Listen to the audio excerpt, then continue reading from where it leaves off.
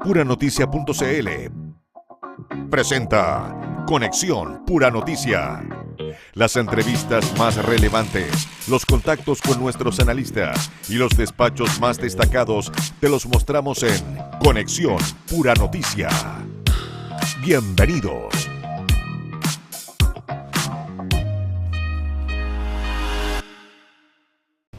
Muy buenas, ¿cómo están? Mi nombre es Antonia Benítez y les doy la bienvenida a Conexión Puranoticia.cl, el espacio donde revisamos las entrevistas y los temas más relevantes de nuestra programación. Saludamos a quienes nos acompañan en nuestra página web, en el canal 177 de Zapping y en la aplicación de Canal 13 América Vivo. También a quienes nos escuchan en la radio, en Los Andes por la 96.1 FM, en San Antonio por la 102.5 y en Puchuncaví por la 90.9 FM. Y recuerde que puede comunicarse con nosotros en nuestro WhatsApp el más 569 50 52 25 25. Y partimos con uno de los temas que marcó la agenda, ya que los resultados de las encuestas CADEM y Pulso Ciudadano sobre la aprobación del presidente José Antonio Kast. Según CADEM, el mandatario se mantiene con un 39% de aprobación, sin cambios respecto a la medición anterior, todo esto en un contexto donde la seguridad sigue siendo la principal preocupación de la ciudadanía. En tanto, Pulso Ciudadano muestra una baja en el respaldo que llega al 29%, junto con un aumento en la desconfianza que alcanza el 53%. A esto se suma una caída en la evaluación del gabinete con solo un 24,1% de aprobación frente a un 62,7% de desaprobación. De este escenario conversamos en Pura Noticia Matinal con el doctor en comunicación Felipe Vergara, quien analizó estas cifras y sus implicancias políticas.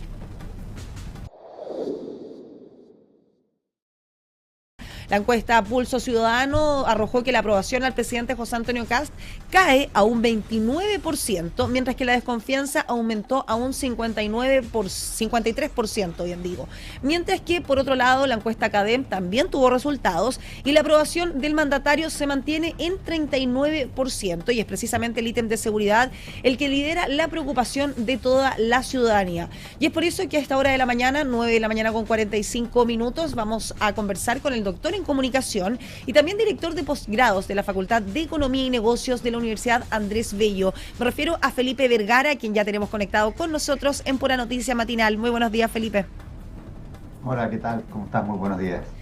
Tenemos estos resultados, ¿cierto? Tanto de la encuesta CADEM como de la encuesta Pulso Ciudadano, donde, por ejemplo, en la encuesta Pulso Ciudadano se mantiene en un 29% la aprobación al presidente, algo que es bastante la diferencia, ¿cierto? Porque en CADEM esta aprobación alcanza un 39%, son 10 puntos de diferencia, pero también bastante alejado del 46% de aprobación con el que asumió el presidente. Sí, ha habido ahí una baja importante en las distintas encuestas, puntos más, puntos menos. Lo claro es que la ciudadanía no está hoy día contenta con la gestión que está llevando el gobierno en estos primeros 2 meses. Ahora es temprano, son 2 meses recién los que va de gobierno. Este veranito que habitualmente hay para los gobiernos que inician fue bastante corto. En este caso no duró nada.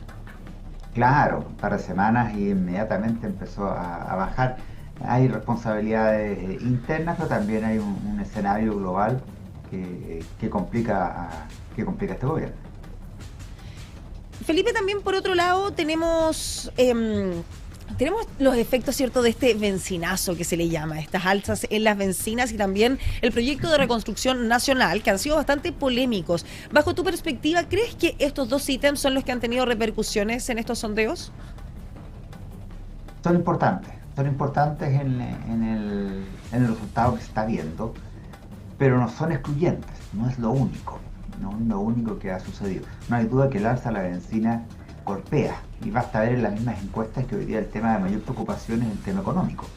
Si antes era el tema migrante o la seguridad de nuestras fronteras, hoy día es el tema económico el más sensible. Le sigue seguridad evidentemente, pero hoy día hay una sensibilidad a ese tema. El alza que ha experimentado las bencinas el primer alza, que fue muy brusco, de cerca de 300 pesos, golpeó.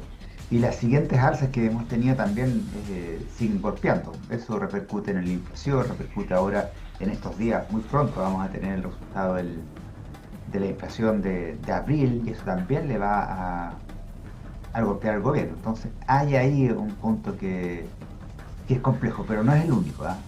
Comunicacionalmente también hay debilidad. Bueno, ahí también ha sido uno de los puntos que más ha sido criticado, ¿cierto? El gobierno quizás no es lo que dicen o las medidas que están adoptando, sino que es cómo se lo informan a la ciudadanía. Bajo tu perspectiva, ¿también ha sido uno de los mayores errores que ha tenido el gobierno? Sí, hay formas y fondos. Creo que en el caso de la bencina, las formas fue muy poco acertada. El fondo también. Creo que haber decidido unilateralmente un alza de esta magnitud es compleja, pero la manera en que se transmitió, las propuestas paliativas para esta alza no le hicieron sentido a la ciudadanía. Y también comunicacionalmente, desde las distintas vocerías que ha habido, particularmente de la misma vocera, como también lo que ha sucedido con el Ministerio de Seguridad, con el Ministerio de Vivienda, con el Ministerio de Transporte, ni hablar del Ministerio de Hacienda, le generan a la ciudadanía molestia, ¿no? O sea, no es fácil convivir cuando ves que hay un gobierno que no ha logrado instalarse bien, ni hablar de los serenios. Ustedes en Valparaíso lo han vivido in situ. Fue bastante complejo, ¿cierto? La instalación aquí del gabinete regional, tuvimos anuncios, ¿cierto? Después salidas, en el caso, por ejemplo, de seguridad pública, que es uno de los ítems que sin duda más le importa a la ciudadanía, tuvimos un nombramiento, después se borra esa publicación y finalmente es ratificado en el cargo ahí Hernán Silva, por ejemplo, y también en la cartera de salud, que es una cartera compleja, ¿cierto? No solo en nuestra región, sino que a nivel país también hubo ahí una llegada, denuncias, una salida, sin duda fue complejo. Por otro lado, Felipe, 9:50 a.m, conversamos hasta ahora con el doctor en comunicación y director de posgrados de la Facultad de Economía y Negocios de la Universidad Andrés Bello. Hablamos con Felipe Vergara. De acuerdo, por ejemplo, a Pulso Ciudadano, por ponerte un ejemplo que salió también este fin de semana, un 62.7% de los encuestados desaprueba la gestión que hemos tenido en el gabinete, ¿cierto? Ahí en los ministros del presidente José Antonio Kast. Llevamos menos de 2 meses, ¿cierto?, de la llegada, de la instalación de este gabinete. ¿Tú crees que se puedan pronto haber cambios en las carteras precisamente por estos resultados o sigue siendo muy pronto? No, es muy prematuro. Hablaría muy mal del gobierno que haga cambios a 2 meses de asumir. Creo que hay que aguantar un poco, hay que ver si realmente hay una mejor instalación a futuro.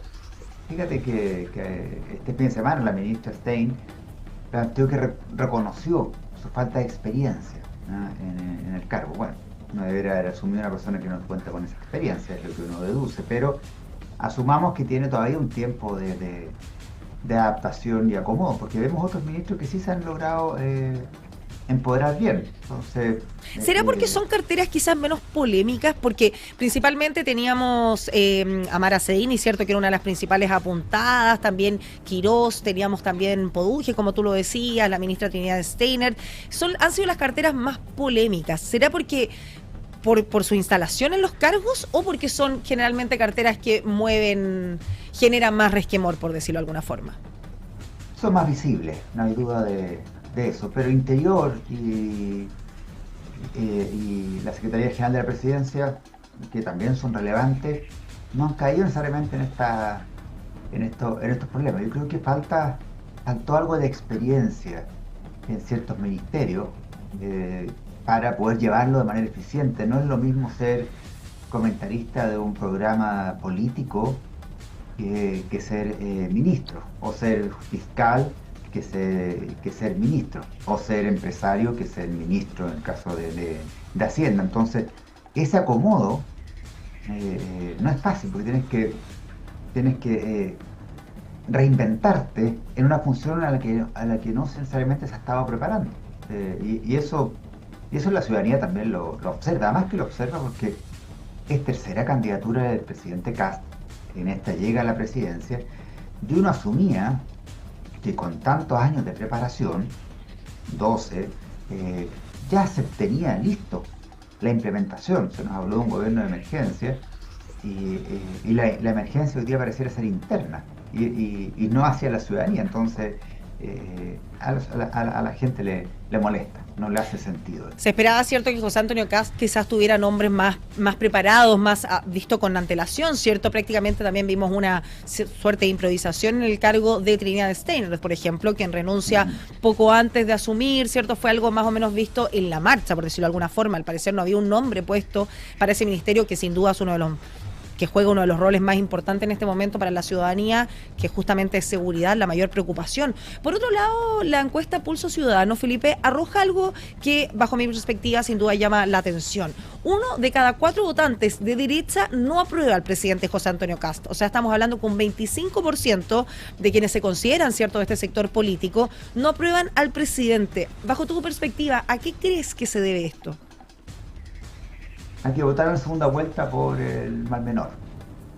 Es decir, el voto duro del presidente Kast es un 24%. Eso sacó en primera vuelta, en 23,9%. El resto, para llegar a este 50 y alto que sacó 56%, es voto prestado, ¿no? No es un voto duro, no es un voto incondicional. Es gente que decidió no votar por Janet Jara. Que es un escenario más o menos similar al que vivimos en las elecciones pasadas, ¿cierto? Cuando gana Gabriel Boric. Claro, es lo mismo. Boric sacó un 25% y logró mantenerse en las encuestas en torno al 30%. Pero él ganó con un voto prestado en segunda vuelta. Y el presidente Kast tiene sufre el mismo escenario. Entonces no es de extrañar que se mantenga en torno al 30% y quizás menos. Porque a diferencia de Boric, que tiene un voto incondicional, la derecha no necesariamente es tan incondicional. Lo vimos con el presidente Piñera, que llegó a un 9%. O sea, ni sus partidarios de la primera vuelta, que eran mucho más que los de Kast y los de Boric, lo apoyaban. Entonces hay ahí un voto castigo a través de las encuestas que es más duro en la derecha, por lo menos lo que hemos observado, que en la izquierda. Entonces, salvo que haya un cambio de timón, que no se ve por ahora, puede seguir bajando, punto a punto, puede seguir bajando y generando un descontento mayor en la ciudadanía. Bueno, al parecer, cierto, es el votante de izquierda, cierto, de ese sector político, quien es más incondicional, por decirlo de alguna forma, ¿cierto? Hay un voto duro, que pase lo que pase, siguen apoyando. Eso la derecha, por su pragmatismo, no lo tiene, no se ve al menos. No al menos. 9:56 conversábamos con Felipe Vergara, quien es doctor en comunicación y director también de posgrados de la Facultad de Economía y Negocios de la Universidad Andrés Bello. Muchas gracias, Felipe, por haber estado con nosotros esta mañana. Gracias a ustedes, que estén muy bien. Nos vemos en una próxima oportunidad. Que tengas una muy buena semana. Y otro tema que generó bastante preocupación fue el accidente de un ciclista en la vereda de Avenida Gastón Jamel, en Viña del Mar, ocurrido durante el fin de semana largo. El hecho reabrió el debate sobre el estado de la infraestructura y la seguridad para peatones y deportistas. Desde el municipio se confirmó que no existía señalética que advirtiera el mal estado del lugar, situación que habría incidido directamente en el accidente. Sobre este caso conversamos en Pura Noticia Matinal con la concejala Nancy Díaz, quien abordó las responsabilidades y las medidas que se deberían implementar. Nancy Díaz, ¿con quién vamos a abordar esta problemática? Nancy, muy buenos días. Hola Camila, ¿cómo estás? Muy buenos días. Muchas gracias por estar con nosotros, Nancy. Teníamos esta situación, no sé si ustedes tenían información, si conocían de este resalto en la avenida Gastón Amel. Tenemos al parecer un vecino que terminó con serias lesiones, no sé si ustedes tienen más detalles. Sí, yo sabía de la noticia porque justamente el vecino, cuando subieron la publicación, me etiquetaron y así también al municipio de Viña, así que tuvimos la información de inmediato y por supuesto nos contactamos con administración para que fueran a primero saber cómo estaba el ciclista, enviarle ahí un cariñoso saludo y segundo a ver cómo está esa situación para que puedan resolverla de inmediato y que no vuelva a pasar esto que lamentablemente sucedió. Hay un lugar bastante oscuro, con curvas, es una bajada bien pronunciada y claro, se produce justamente esta mala pavimentación de una acera y produce esta caída lamentable del ciclista. Concejala, ¿y sabemos cómo se encuentran ciclistas, su estado de salud? Yo por el momento no tengo esa información. Entiendo que los equipos municipales se están comunicando con ellos. No han bajado aún la información. Yo espero que esté bien y de todas maneras igual vamos a pedir alguna información más de manera más formal como Consejo Municipal. Concejala, ¿y ustedes tenían como municipio conocimiento de este resalto? Porque de acuerdo, bueno, se hace este registro, esto se viraliza durante la noche de este domingo, y muchos vecinos del sector aseguran que este resalto en esta bajada por lo menos data de hace 5 años y que se han intentado comunicar intensamente con el municipio y al parecer no ha habido ninguna mejora. ¿Ustedes tenían conocimiento de esto? Porque, para también ser claros, la vereda es responsabilidad del municipio, ¿verdad? Así es, todos los espacios... es un espacio público. Sí, espacios públicos son responsabilidad del municipio. Yo particularmente transito a veces por ahí, sí sabía de ese resalto, lo habíamos informado, así como muchos otros en muchos otros lugares de Viña del Mar. También ahí hay problemas como de raíces, de árboles, en este caso... En este caso no hay ningún árbol en este sector. No hay nada ahí, nada. De hecho está cerquita de como un mirador. Exacto. Que tiene ahí Gastón Amel. Bueno, justamente en esta vereda no hay casas colindantes, ¿cierto? Para quienes no conocen el sector, es prácticamente un sitio eriazo, ¿cierto? Una esquina que se utiliza, ¿cierto? Como mirador, y justo ahí abajo no hay casas, no hay ningún tipo de edificio, por lo que tampoco hay personas como del lado privado que se puedan hacer cargo de la vereda. O sea, es 100% responsabilidad del municipio poder arreglar esta vereda, pero también lo que llama la atención, concejala, es que no hay ninguna advertencia. Sí, no hay ninguna señalética y también tenemos que preocuparnos de aquello. Fíjate que ahí en la esquina hubo señaléticas y se sacaban, como se ocupaba ese sector de mirador, se sacaron muchas veces esas señaléticas, que incluso las mandamos a solicitar en varias oportunidades. Pero vamos a ponernos ahí a fiscalizar inmediatamente y pedirle a los servicios de operaciones y servicios, valga la redundancia, de que vayan a ver ese lugar, a tránsito también, de que vean y que hagan una mantención inmediata para que no vuelva a ocurrir este episodio. Ojalá, concejala, pudiésemos tener mejoras durante esta misma jornada, ya que esta calle es sumamente utilizada, sobre todo por ciclistas, ¿cierto? Gente que hace deporte y que baja hacia Reñaca por este sector, que es mucho más cómodo que bajar por la avenida Los Ositos, que no hay veredas, ¿cierto? Que el tránsito es mucho más intenso, que también circula locomoción colectiva y utilizan esta vía como una alternativa. Sería ideal que pudiésemos, aunque sea, poner una señalética durante esta jornada para que no tengamos más accidentes de este tipo, porque por las imágenes, concejala, yo no me he podido comunicar con la persona que fue víctima, ¿cierto?, de este accidente, pero por las imágenes del video se nota que no es un accidente menor, ¿cierto? Vemos una gran cantidad de sangre en la vereda, lo que nos da algunas luces, ¿cierto?, de cómo debió haber sido este accidente. Y de acuerdo al testigo, dicen que el ciclista habría perdido prácticamente todas sus piezas dentales. Sí, yo también tenía entendido lo mismo, por eso me preocupa mucho. Tampoco me he podido comunicar con él, no tengo esa información, así que si alguien sabe del número ahí, que lo mande por redes sociales, o si no también a través del municipio, que quizás ya lo está haciendo, entiendo. Vamos a tratar de hacer todos los esfuerzos para que hoy día eso quede arreglado, porque he visto como muchos ciclistas andan por ahí. Entonces tenemos que tener precaución y poner, por último, si es que no se arregla definitivamente hoy día eso, poner una señalética de que ahí está en mal estado esa vereda. Claro, porque no ha sido el primer accidente y ojalá no tengamos que contar más tragedias de este tipo. El municipio, me imagino, que se va a acercar a la persona afectada también para poder prestarle algún tipo de ayuda económica. Me imagino que por ser responsabilidad, ¿cierto?, de la vereda, también se responsabilizarán ahí de los cargos médicos que enfrenta esta persona. Sí, siempre, generalmente las personas que tienen accidentes en la vía pública llegan a un acuerdo o van a conversar con una persona encargada de la dirección de asesoría jurídica y pasa por consejo esto, y el consejo generalmente siempre aprueba estos tipos de accidentes porque finalmente es la salud de las personas, ¿no? Ojalá que no existieran estas denuncias y que tuviéramos una pavimentación en todo Viña del Mar o el acceso a las veredas que sea uniforme, que esté todo correcto, pero no es la realidad. porque ha habido un deterioro de muchos años y que no se invirtió dinero en aquello, pero sí las personas tienen la posibilidad de ir y también el municipio de acercarse, paga la cuenta de lo que salió, si hay alguna cirugía, si hay algún daño más allá, y pasa por consejo, y nosotros los concejales y las concejalas estamos siempre dispuestos a aquello.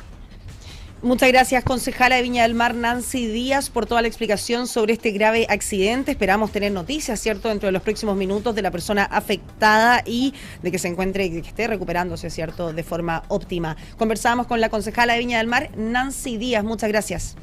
Muchas gracias, Camila, que estén muy bien. Que tenga un muy buen día. Les recordamos que puede volver a ver estas entrevistas en nuestro canal de YouTube de puranoticia.cl. Ahora hacemos una pausa y ya regresamos con más de las conversaciones que marcaron esta jornada.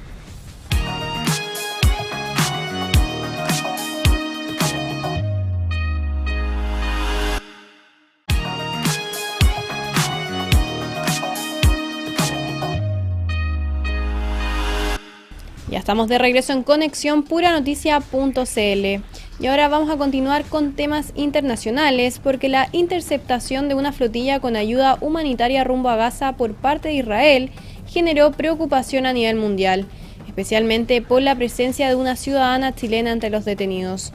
Se trata de la periodista Macarena Chaguán, quien tras varios días sin comunicación logró establecer contacto con su familia. El operativo involucró a 175 activistas y volvió a tensionar el escenario en Medio Oriente. De este y otros temas internacionales conversamos en Pura Noticia Matinal con el analista Guillermo Holzman, que también abordó el proceso electoral en Perú, cuya segunda vuelta se realizará el próximo 7 de junio. Ya está conectado con nosotros en la lista internacional Guillermo Holzman, porque tenemos una situación bastante compleja que afecta a una ciudadana de nacionalidad chilena. Se trata de Macarena Chaguán, quien fue detenida, pero ya dentro de los próximos minutos, si es que no, ya debería haber llegado a nuestro país. Muy buenos días, Guillermo. ¿Cómo estás? Gracias por estar con nosotros en Pura Noticia Matinal. ¿Qué tal, Camila? Muy buenos días, un agrado saludarte. Igualmente, Guillermo, tenemos el caso de esta chilena, de Macarena Chaguán, que iba a ayuda a Gaza y fue detenida por el ejército israelí. Si nos puedes contar más detalles de esta situación que tuvo lugar durante estos últimos días. Efectivamente, digamos, Macarena Chaguán era parte de una ONG que se ha movilizado ya históricamente y por varios años en pro de la causa palestina, y en ese contexto financiaron una flotilla de naves que llevasen ayuda humanitaria, según ellos mismos han declarado, cosa que niega Israel en términos de que lo que transportaban estaba muy lejos de la ayuda humanitaria. Más allá de las versiones que provienen de Israel y las versiones que genera la propia ONG, estas flotillas no contaban ni con las autorizaciones del sistema internacional, ya sea de Naciones Unidas, que son las que coordinan y canalizan la ayuda, sino que obviamente se trataba de una flotilla que intenta instalar dentro de la agenda pública internacional el tema de Gaza, del pueblo palestino, de la creación del Estado palestino, y obviamente contra las acciones de Israel, contra Gaza, contra Hamas, y por supuesto dentro de las acciones que Israel está realizando en el Medio Oriente y particularmente contra el Líbano. Macarena Chaguán era parte de todo ello, y es parte de una de las banderas de apoyo justamente a la causa palestina, que aún no logra una resolución en términos de poder consolidar el Estado palestino, a pesar de que este Estado ha sido autorizado por Naciones Unidas, pero no se ha logrado concretizar todo ello. Por lo tanto, es una acción mediática por una parte, que tiene un objetivo humanitario por otra, pero que también está detrás de lo que es colocar en la agenda pública internacional, como te decía, la causa palestina y la denuncia contra las acciones del Estado de Israel. Bueno, como tú lo mencionabas, Guillermo, Macarena Chaguán era parte de la flotilla Global Sumud, ¿cierto? Una iniciativa civil que es dentro de las embarcaciones que trasladaba, ¿cierto? Como tú lo decías, ayuda humanitaria a Gaza, que finalmente fue interceptada. Fueron 22 embarcaciones las que fueron interceptadas por el ejército, bien digo, israelí. Dentro de ellas estaba esta flotilla Global Sumud, que es una iniciativa de ayuda humanitaria que participa en distintos conflictos. Esto fue en aguas internacionales, ¿cierto? Por lo cual hay un debate por la legalidad, que fue finalmente la detención. ¿Es común que el ejército israelí haga este tipo de intervenciones? No, no es común, no es lo que se espera. Israel alega de que eso se hizo dentro de las 200 millas de zona económica exclusiva, pero más allá de eso, lo que nos está diciendo es que estamos en una zona gris del derecho internacional, una zona gris en donde Israel actúa preventivamente antes de que entren a aguas territoriales. Recordemos que las aguas territoriales están a 12 millas de la costa y luego viene la zona económica exclusiva de 200 millas. En esa perspectiva, las 200 millas de zona económica exclusiva no corresponden a la soberanía del país correspondiente, en este caso de Israel, sino que son consideradas aguas internacionales para estos efectos. El hecho de que Israel alegue un ataque preventivo dentro de esas 200 zonas económicas exclusivas equivale solamente a una interpretación jurídica y no necesariamente a la aplicación del derecho internacional. Una amplia preocupación, ¿cierto?, por el estado de salud y también el estado en general en que se encontraba Macarena Tzawan. Sin embargo, hubo, ¿cierto?, luces de su paradero y ya debería haber llegado a nuestro país. Alrededor de las 9 de la mañana se esperaba, ¿cierto?, que arribara hasta el aeropuerto de Santiago, donde iba a prestar declaraciones. Efectivamente, lo que ha hecho Israel, a contrario de otras oportunidades en que ha realizado intervenciones o intercepciones de buques que se acercan a la costa israelí, es que estas personas fueron detenidas, no todas, alrededor de un centenar, fueron conducidas a Israel, fueron interrogadas, algunas con mayor intensidad que otras, y luego de vuelta ya sea a Grecia o a otro país europeo para que finalmente retornasen a sus países de origen. Es lo que ha hecho Israel y eso yo creo que es, por lo menos da tranquilidad a todos los familiares de aquellas personas que estaban participando en esta flotilla. Porque también conversamos a esta hora de la mañana con Guillermo Holzman, analista internacional. Estamos abordando, ¿cierto?, la detención de Macarena Tzawan, quien ya debería haber llegado a nuestro país durante esta mañana. Israel también alega que en esta embarcación, ¿cierto?, habría de todo menos ayuda humanitaria. Efectivamente, Israel incluso fue bastante explícito en decir que lo que habían eran preservativos, no había comida, sino que simplemente, habían otros elementos que estaban lejos de ser ayuda humanitaria. Esa es la versión que da actualmente Israel. No tenemos la versión, por lo menos yo no la conozco, de la ONG respecto a qué efectivamente llevaban en los buques, pero es evidente de que este tipo de flotillas, al acercarse a Gaza, lo que intenta es dejar en la agenda pública internacional y en la agenda política internacional, en realidad, el debate en torno a un tema que sucede en Gaza, que hay un acuerdo de paz en donde Hamás ha negado a entregar las armas, que es uno de los puntos de ese acuerdo, de esa tregua que se acordó en Gaza, y donde claramente detrás de eso está la demanda del pueblo palestino para la concreción de su Estado. En esa perspectiva debe entenderse como parte de una puesta en escena para poder justamente presionar a la opinión pública internacional y a los jefes de Estado y al sistema internacional en ese sentido. Guillermo, quiero cambiar el tema a esta hora de la mañana, 9 de la mañana con 27 minutos. Esperamos, ¿cierto?, tener las declaraciones dentro de los próximos minutos de Macarena Tzawan, quien ya debería haber arribado a suelo nacional, ya debería estar en Chile y prestará una declaración, ¿cierto?, de prensa respecto a su captura y posterior liberación. Así que esperamos tener detalles de ese tema dentro de los próximos minutos. Pero también tenemos otro tema internacional que sin duda nos llama la atención. Después de alrededor de 3 semanas de las elecciones presidenciales que se llevaron a cabo en Perú, sigue habiendo dudas respecto a los resultados. No tenemos resultados concretos, ¿cierto?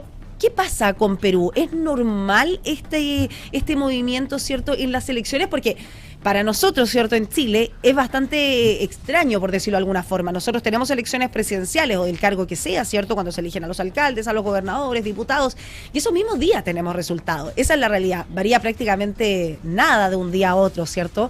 Y estamos viendo acá en Perú 3 semanas. ¿Qué pasa con esto? A ver, hay un proceso irregular de elecciones en Perú que afecta a la primera vuelta, particularmente en lo que es la definición de quién va a acompañar a Keiko Fujimori en la segunda vuelta, ya sea que lo haga Aliaga, que es un representante de la derecha conservadora en Perú, o lo haga como Roberto Sánchez, que representa a una izquierda mucho más extrema dentro del arco ideológico peruano. Pero también consideremos de que a esta primera vuelta llegaron más de 30 candidatos presidenciales. En consecuencia, cada uno de los que pasa a segunda vuelta pasa con escasos porcentajes. En el caso de Keiko Fujimori, lo hace con un cerca de alrededor de un 17%, cuando sabemos hoy día, y tanto Aliaga como Sánchez lo están haciendo con el porcentaje que están alrededor del 12%. En ese sentido, tenemos una pugna para la segunda vuelta entre minorías políticas dentro de Perú, lo cual hace una alerta, al menos en términos de la gobernabilidad presidencial en Perú. Recordemos que en los últimos 10 años Perú ha tenido 8 presidentes y se esperaba que esta elección fuese normal, es decir, normal en términos de que se compitiesen todos los candidatos que estaban aspirando a la primera magistratura, pero tuviésemos los resultados al día siguiente y cierta certeza. Y eso no ha sucedido. Y en ese marco de referencia es que se espera tener respuesta, porque bueno, yo diría, ojalá esta semana, para saber efectivamente quiénes son los que pasan a la segunda vuelta. Pero no cabe duda de que la credibilidad de ese tema electoral peruano no augura una buena gobernabilidad futura. Por otro lado, Guillermo, tuvimos una controversia durante estos últimos días, ¿cierto? Uno de los principales líderes que apoya al congresista de izquierda, a Roberto Sánchez, ¿cierto? Es precisamente Antauro Humala, ¿cierto? Que tuvimos declaraciones bastante controversiales, por decirlo de alguna forma, para nuestro país, quien aseguró que iba a organizar la recuperación de Arica y Tarapacá, aunque sea por la vía armada, ¿cierto? Diplomática o armada. Esas fueron sus palabras. ¿Nos puede explicar un poco quién es Antauro Humala y por qué tiene este como antichilenismo? A ver, Antauro Humala es parte de la coalición que apoya a Roberto Sánchez, es decir, es parte de la coalición que busca llegar a segunda vuelta. Lo segundo, Antauro Humala, es un nacionalista etnocacerista que basa su ideología en la visión étnica racial de una parte de Perú y representa a una minoría que siempre ha reivindicado la lucha violenta o la lucha armada como un elemento concreto para poder volver a los peruanos lo que él considera que es de los peruanos de la perspectiva etnocacerista. En esa perspectiva ha liderado distintas rebeliones, una de ellas lo tuvo preso por varios años, él salió de la cárcel el año 2022, si mal no recuerdo. Entonces, y de ahí en adelante ha ido liderando una minoría, un grupo muy minoritario, me sabría decir, dentro de lo que es la izquierda peruana. No toda la gente de la izquierda está de acuerdo con él, dicho sea de paso.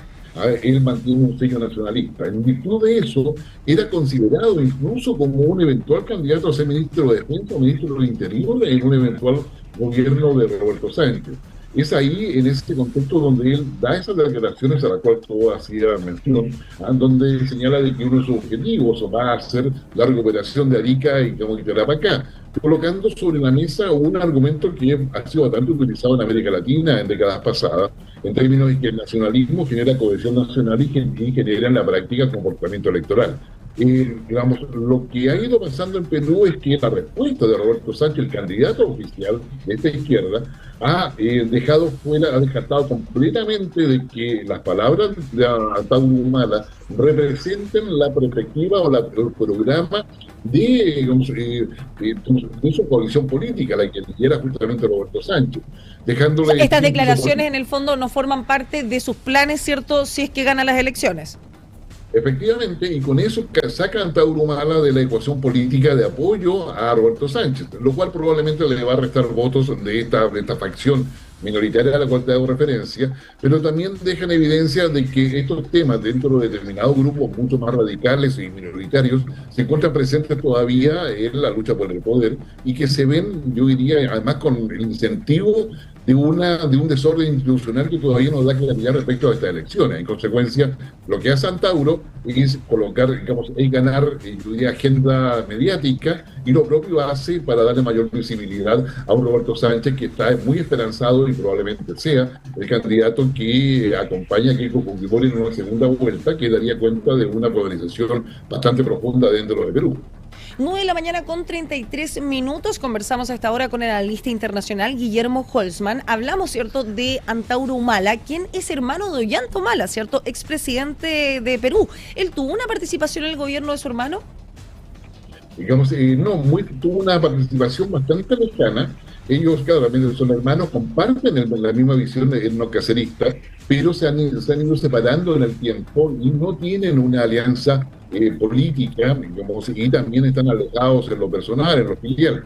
Digamos, y en ese sentido, Ollanta incluso cuando fue el presidente de Perú, si bien él hizo alguna mención respecto a los conflictos históricos que ha tenido Perú con Chile, efectivamente cuando gobernó se alejó completamente de esa visión, de esa narrativa, y fue, yo diría, uno de los presidentes que cooperó a que las relaciones entre ambos países estuviesen estables y estuviesen mirando a futuro. Cuestión que tanto Roberto Sánchez como Keiko Fujimori hoy día han planteado como elementos esenciales de su propuesta política de los peruanos. Guillermo, y retomando el tema de las elecciones, ¿cierto? Que ya han pasado 3 semanas, fueron el pasado 12 de abril, ¿cierto? Y todavía no hay resultados. ¿Cuándo se espera que vamos a tener algún resultado ya más certero? Esperamos que pronto, digamos, y ese pronto tendría que ser esta semana más tardar, para poder darle credibilidad. Pensemos que cualquiera de los dos candidatos que pasa a segunda vuelta, probablemente el que pierda, va a generar algunas acusaciones de fraude, con lo cual va a enturbiar mucho más el ambiente electoral dentro del ambiente político electoral. En ese sentido, va a complicar bastante la credibilidad del próximo gobierno, independiente de quien gane. Y eso, obviamente, desde Chile y desde otros países de América Latina, constituye, diría, una alerta en términos de que un Perú, que es un país inmenso, con grandes potenciales, con grandes capacidades, efectivamente puede hacer parte de acuerdos mucho más profundos en términos de desarrollo y de integración, que es lo que actualmente requiere justamente América Latina. 9 de la mañana con 35 minutos, conversábamos con el analista internacional Guillermo Holzman sobre la situación, ¿cierto?, de Macarena Tzaguán y también el panorama electoral que está enfrentando nuestro país vecino Perú. Esperamos entonces tener esta semana novedades en cuanto a quién será el que se mida en segunda vuelta. Vamos a estar atentos entonces a lo que pase en Perú y a la llegada también de Macarena Tzaguán, que debería prestar declaraciones dentro de los próximos minutos. Muchas gracias, Guillermo, por haber estado con nosotros. No, gracias a ti, Camila. Buena semana. Que tengas una buena semana, Guillermo. En el ámbito regional, un grave hecho encendió las alertas en Laguna Verde, porque un adulto mayor de 82 años resultó con lesiones de gravedad tras ser atacado por una jauría de perros mientras se dirigía a realizar compras. Vecinos denuncian que los animales, que fueron alrededor de 10 perros de raza Rottweiler, deambulan sin supervisión y que ya existían antecedentes de ataques anteriores. Además, se indicó que los perros pertenecerían a una persona que actualmente se encuentra en prisión preventiva. Sobre esta situación conversamos con el presidente de la Defensoría de Laguna Verde, Jaime Muñoz, quien entregó detalles y advirtió sobre el riesgo para la comunidad.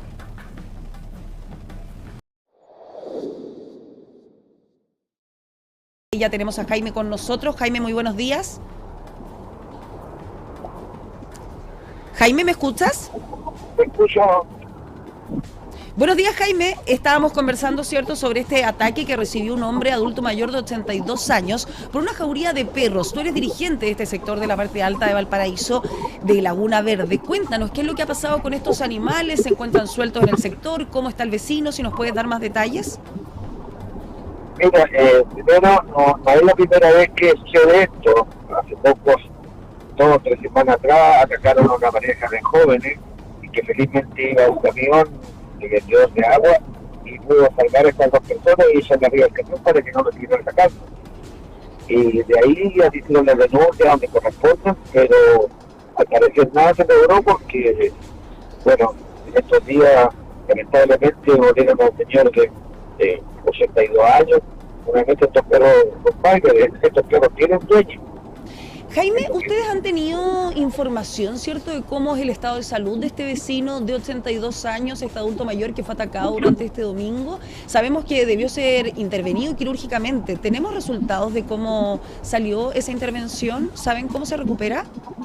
Sí, felizmente ya fue dado de alta, la herida no fue tan profunda y ya lo tenemos en nuestra localidad. Perfecto. Pero esto puede volver a suceder si no se toman las precauciones del caso y...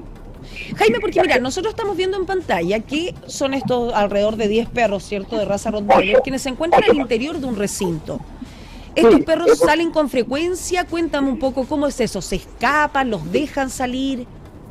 Mira, estos perros, lamentablemente, el dueño, por otra razón y motivo, está privado de libertad en la cárcel de Valparaíso.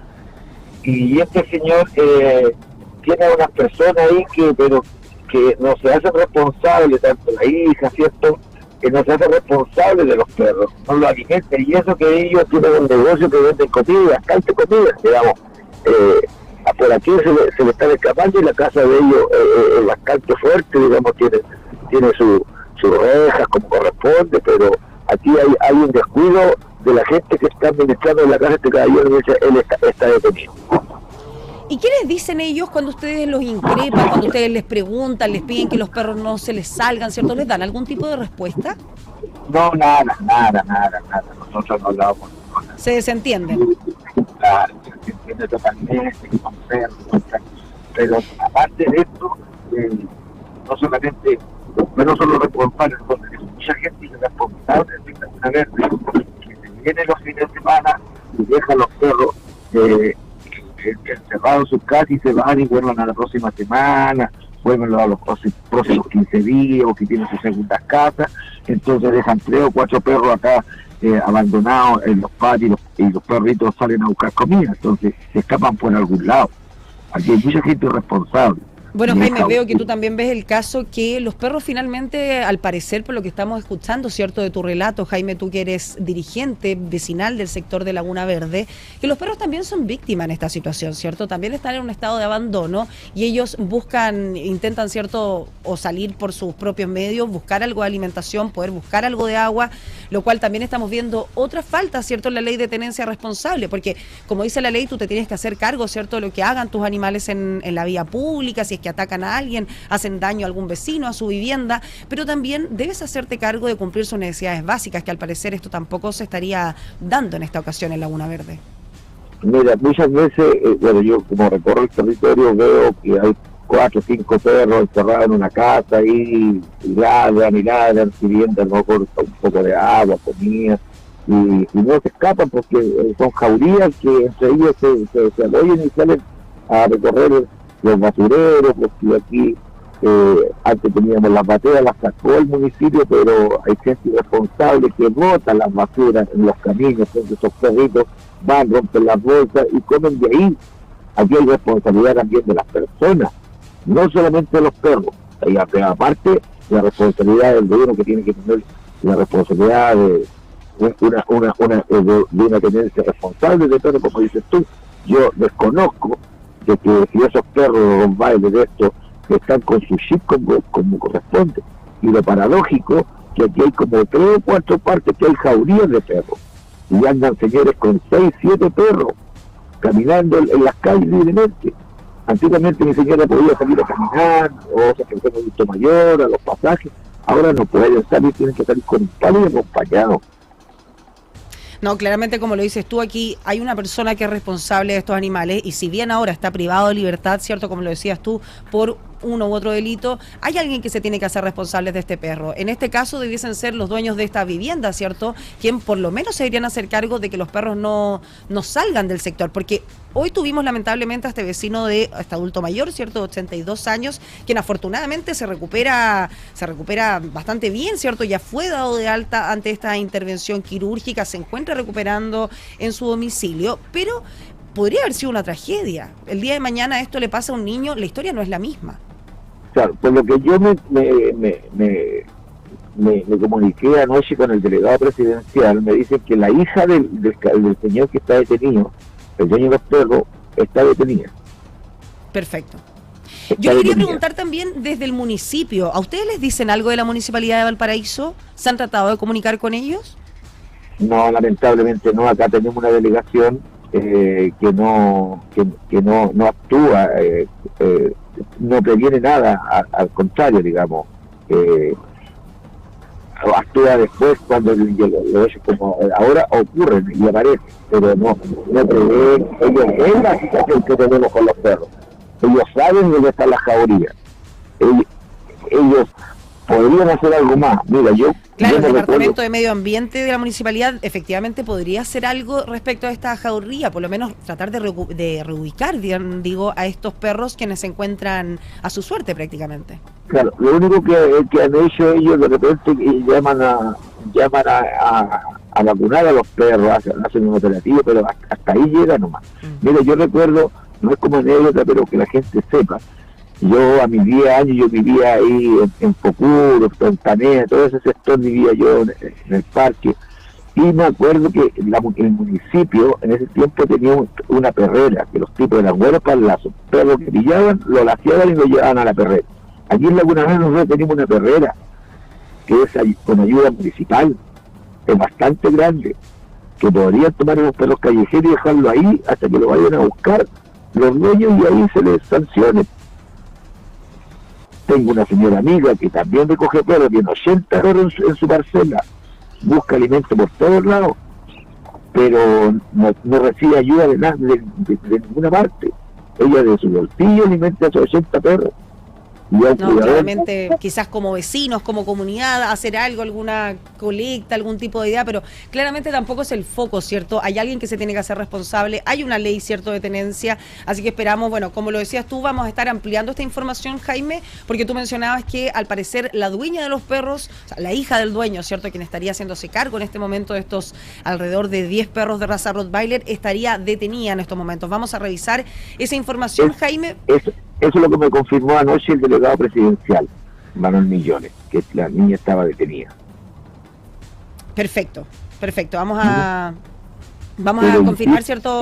Pero insisto yo de que la primera parte es la responsabilidad de nosotros mismos. Nosotros mismos tenemos que saber tener los perros en buenas condiciones. Uno se tiene que hacer responsable, claramente, si tiene animales, si va a tener esta cantidad de perros, es para tenerlos en buen estado, no para tenerlos ahí a su suerte prácticamente abandonados, y esperamos que también por el bien de estas mascotas, ¿cierto?, de estos 10 perros, de alrededor de 10 perros, esta jauría, que tenga un futuro, ¿cierto?, que puedan ser reubicados quizás en otros hogares. Conversábamos con Jaime Muñoz, quien es dirigente vecinal del sector de Laguna Verde en Valparaíso, por este brutal ataque a un adulto mayor de 82 años por parte de unos perros. Nos confirmaba Jaime que el vecino ya se encuentra recuperando, ¿cierto?, al interior de su domicilio, fue dado de alta, lo que sin duda es una buena noticia. Muchas gracias, Jaime, por este contacto. No, a ustedes, muchas gracias, muy amable por la atención.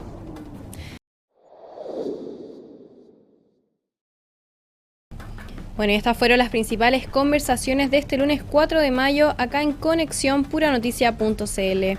Mi nombre es Antonio Benítez y les recuerdo que puede revisar estas entrevistas completas en nuestro canal de YouTube de Puranoticia.cl. Quédense en sintonía porque a las 18 horas continúa la programación con Pura Noticia PM, Camila Arrate.